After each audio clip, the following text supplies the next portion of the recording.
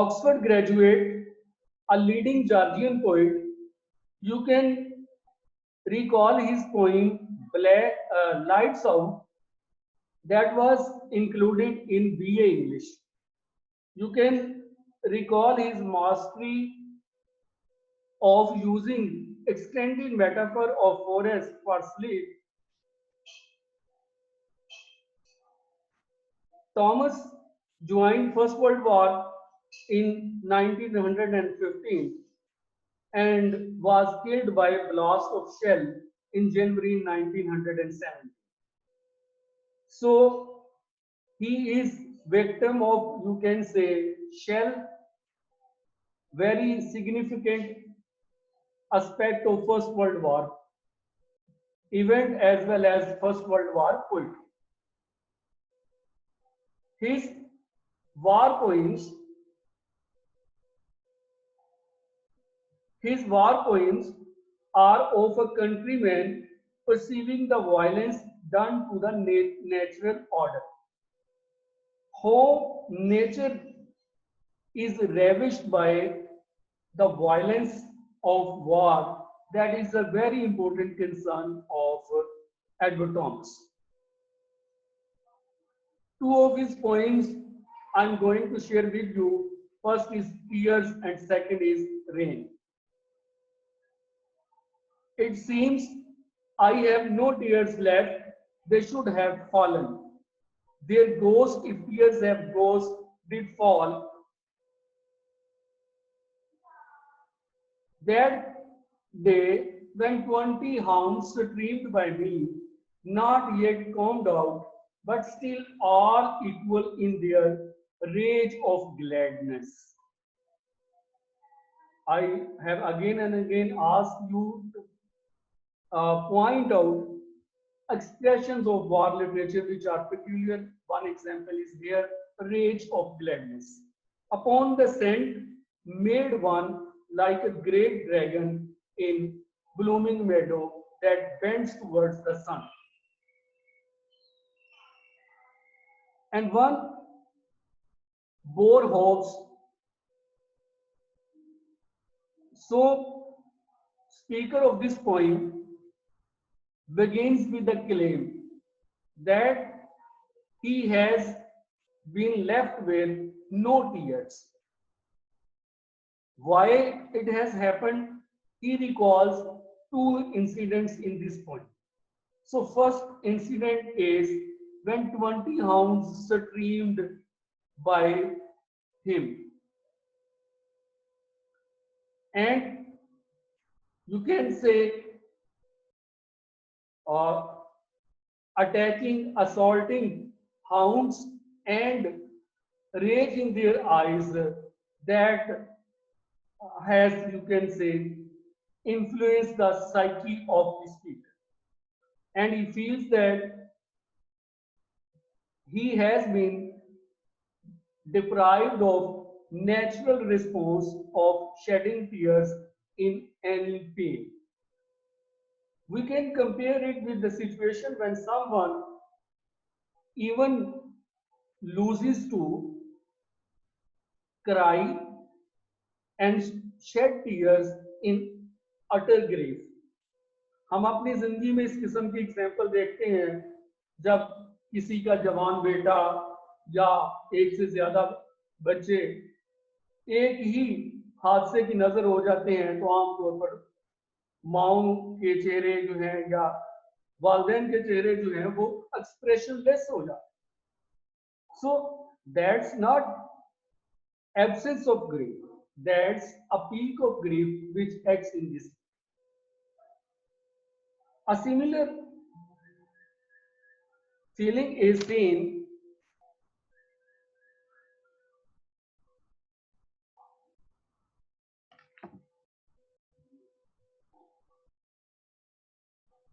similar feeling is seen when the poet or speaker of the poem recalls his two events. First, chasing and streamed by 20 hounds. That can be a metaphor for invading soldiers, and second, his incident of march. In about second day, he says, on that other day, when I stepped out from the double shaded tower into an April morning, stirring and sweet and warm. Strange solitude was there and silence.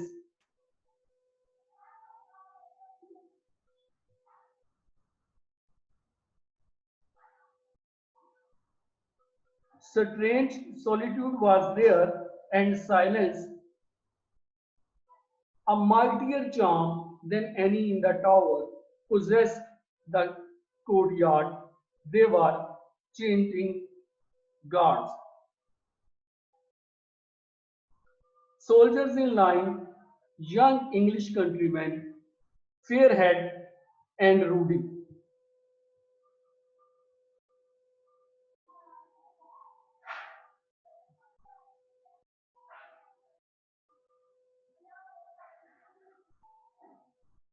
Soldiers in line, young English countrymen, fair-haired and ruddy,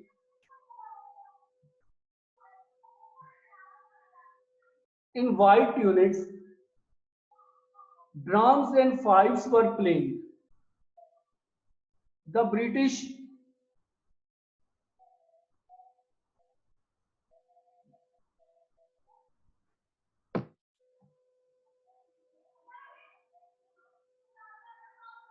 the men, the music, piercing that solitude and silence, told me truth I had not dreamed and have forgotten since their beauty passed. So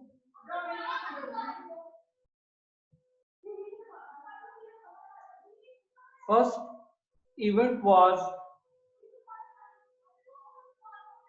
in the speaker frightened in the company of hounds, and second was when he experienced a decade, a spoiled April morning. April morning that is traditionally in English society a symbol of spring. But that morning he recalls with strange solitude and silence how nature is corrupted by external violence that has been focused here.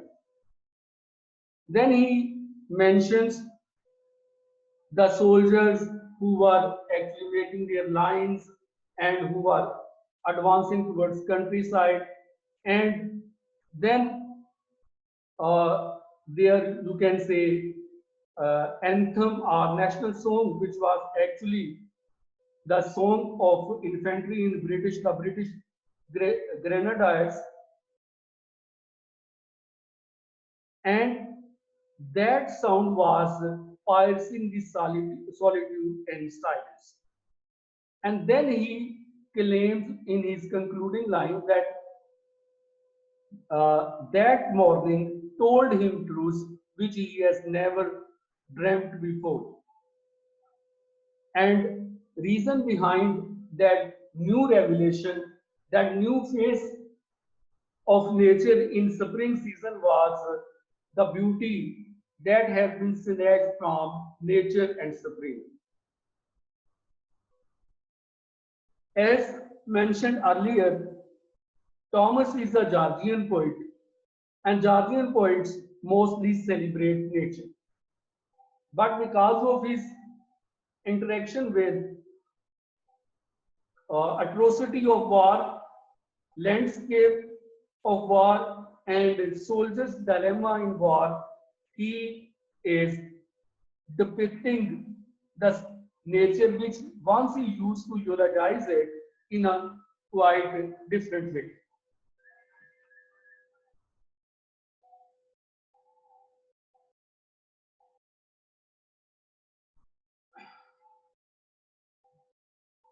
His next point is rain, and as tears, the embodiment of emotional response have failed to perform their function. Likewise, rain or water, which are means of purification and refreshing the nature, that has also uh, that has also been presented in mode of decay, where they have failed to perform their natural function. Again, speaker in quest of rain, in want of rain, shows his ambivalent feelings towards rain. On one side, feeling joy because he was waiting for the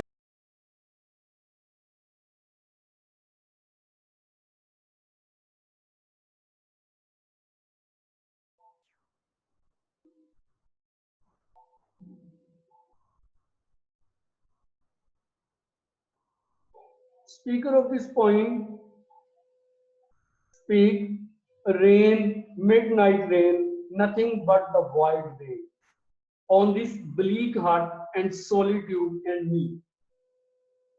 Remembering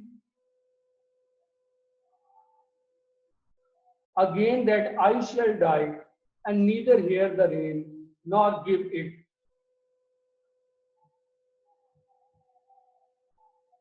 thanks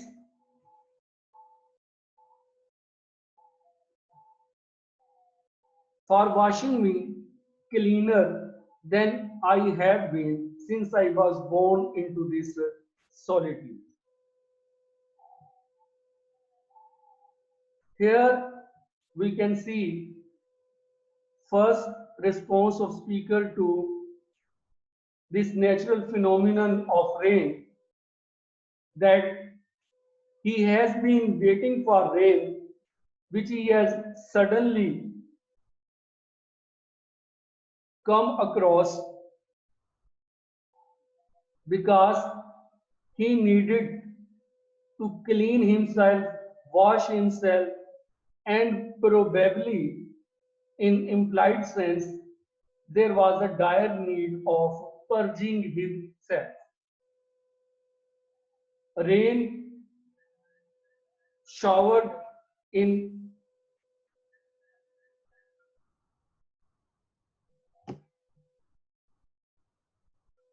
rain showered as a mean of purgation, and he feels that a, a moment, a day come when he will die and he will not be able to thank that rain. Then he proceeds, blessed are the dead that the rain rains upon.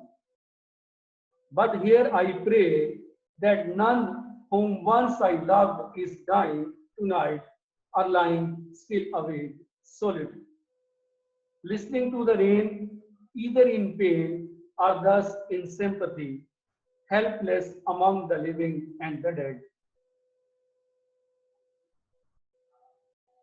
Like cold water among broken reeds, myriads of broken reeds are still and still, like me, who have no love, which this wild rain has not dissolved, except the love of death. If love it be towards what is perfect and cannot, the tempest tells me disappoint. His mind actually shifts to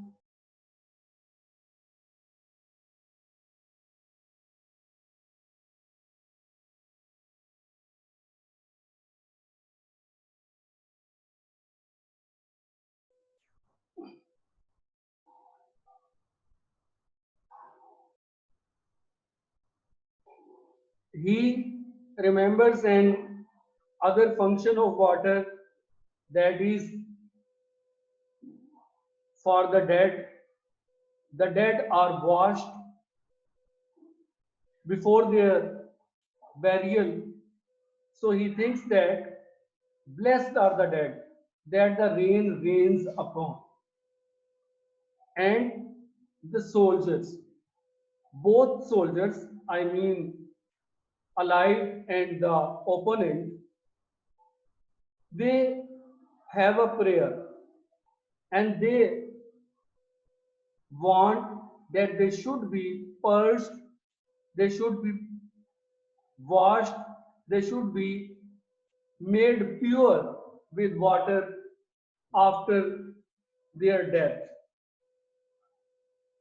The poem between the lines is a mourn upon loss of funeral and burial for the dead soldiers. So he says that he, he prays that he can he should he should lose his life, he should die that night when water or rain is available and it can purge him.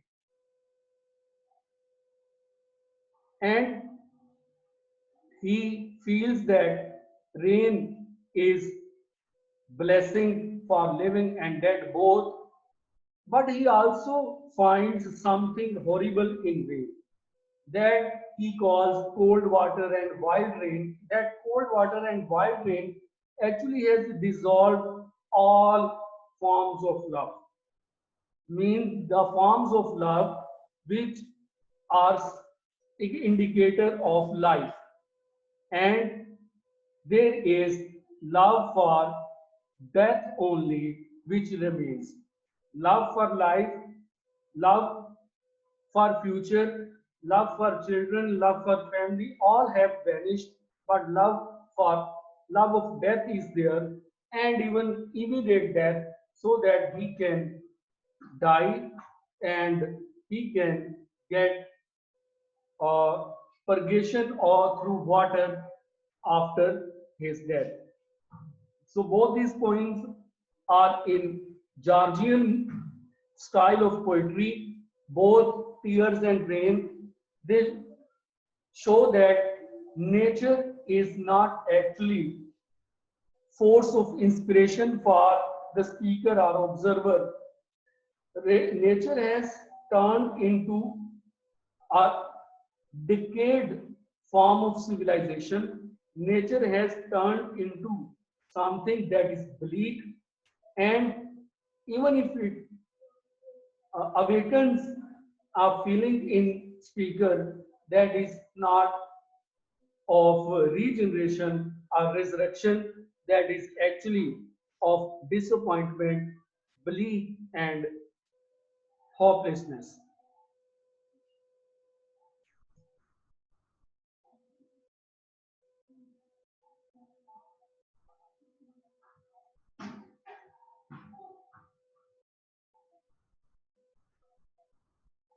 After Edward Thomas, I am mentioning here a poet, A.E. Housman, who was not in fact anti-war or dominantly war poet.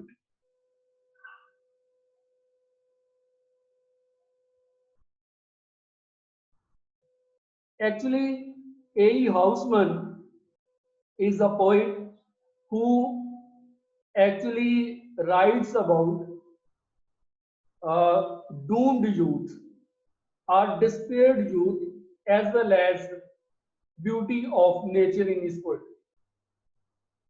He is not a prolific poet. He has published only two smaller volumes of his works. First, I mention his concept of poetry, which he actually shared in his lecture, The Name and Nature of Poetry. Poetry cannot be explained or analyzed, but is recognized by its almost physical effects on the reader as it reads. So we can focus on that point, physical effects of poetry on the reader. You can recall his poem, Loveliest of Trees, the Cherry Moon. that that's included in first year English, and you can see how the poet draws a scene that captures the mind of the reader. His poetry is compact and moving. Utterance, these are two features of his poetry: compact and a moving utterance. Nature, doomed youth, they are his two significant themes. But one of his poems, which is much remembered for and mostly included in anthologies of British war poetry, is Epitaph on an Army of Mercenaries. The very title Mercenaries has, you can say, significant reference to the nature of First World War.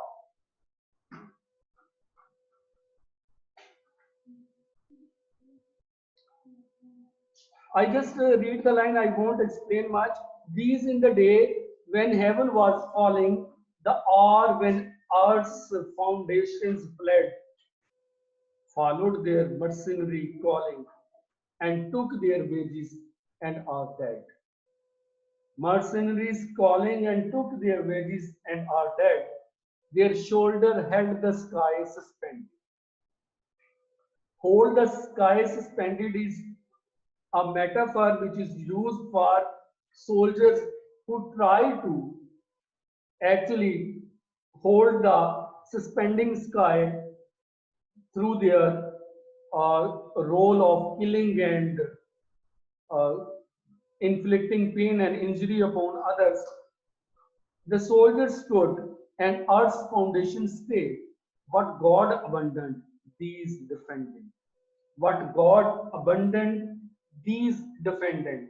We can smell the role of God in World War, which caused great skepticism about the existence of God by scholars, intellectuals.